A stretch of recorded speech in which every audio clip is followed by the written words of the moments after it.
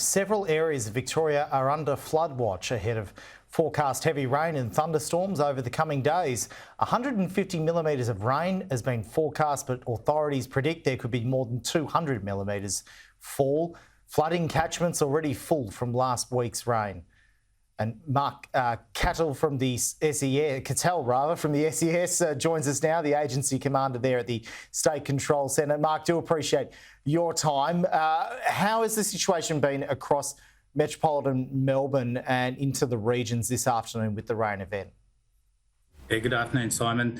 So far, the weather's played out as predicted. We've been getting some fairly heavy rainfall out in the west so far. So around the area of Warwick-Nabil, we still have a severe thunderstorm warning in that area for heavy rainfall. And that's resulted in 34 millimetres of rain fell in Warwick-Nabil in just 1 hour. So we are seeing the types of rain that we have been predicting, and we'll continue to see that move across the state throughout the afternoon. Melbourne itself at this stage has just had steady rain, so we're still waiting for that rain to impact here probably later on this evening and into tomorrow.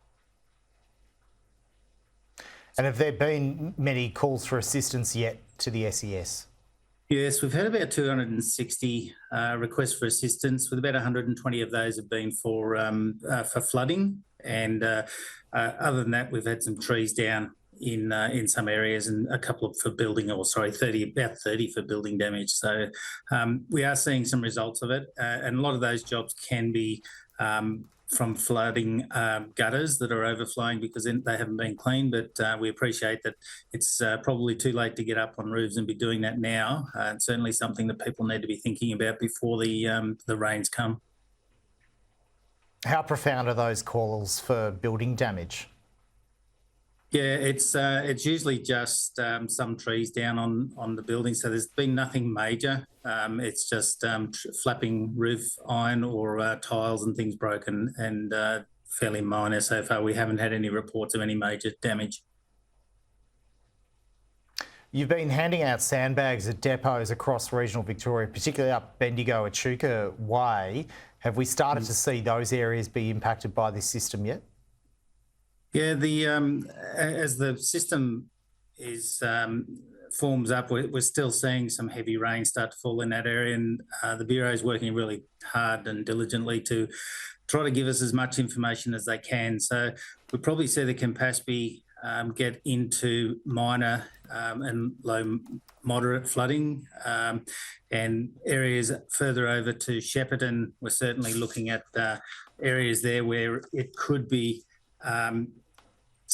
a bit higher than that into moderate and or high moderate areas.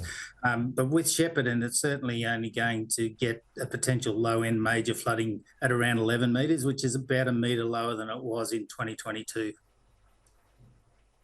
Yeah, I was about to say these are areas that faced floods, particularly around October and November 2022. So do you think those communities have built up the resilience and will be ready this time round? Yeah, the communities are always very nervous when they have these types of events, and we understand that. We're trying to work with the councils in those areas to make sure that we're providing as much support as we can into them. We're setting up incident control centres in preparation for anything that might occur. In the next 24 hours, tonight and into tomorrow, we'll probably only see flash flooding, and that's the risk we're focusing on at the moment. Once we get into Monday and Tuesday, well, that's when we'll start to see the riverine rises, and we'll be looking at those potential higher levels. If Shepparton does get to those higher levels, it's looking at about 50 homes that are going to be impacted. In and around Shepparton, or are we talking towns such as Mooroopna, Kyabram as well? Yeah, I'm not exactly sure of the exact area, but it is around the Shepparton area. Okay, and for those communities, is it likely the impacts will be tomorrow, Monday, or possibly Tuesday?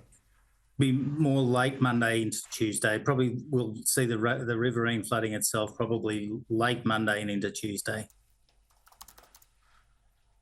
Will any other parts of the state face impacts as well, such as East Gippsland or South Gippsland, or is it really that north end of the state that needs to be on alert? the moment we're looking at that northern end of the state, but we'll see that rain clearing away to Gippsland, and as that the system moves across, we'll continue to evaluate how things are going, and we'll have a better idea of that on Tuesday, probably Monday, Tuesday. And are there any other messages you want to get out there, Mark? Look, we've already had in the first 7 days of this year 20 flood rescues. That's 20 too many. We're certainly pleading for public not to be driving into floodwater, because the decision you make to drive into floodwater could be the last decision you make. We do have plenty of sandbags around. If you go to the ses.vic.gov.au site, that'll tell you where the sandbag collection points are. But if you're camping, make sure you don't camp under trees and don't camp in low-lying areas, because of the flash flooding. We just don't need people to be caught in flash floods. All right, well, that's a warning there, particularly to those residents in and around Shepparton. Mark, really appreciate your time and the warnings and information that you and the team there at the State Control Centre are providing. Thanks very much for joining us. Thanks, Simon.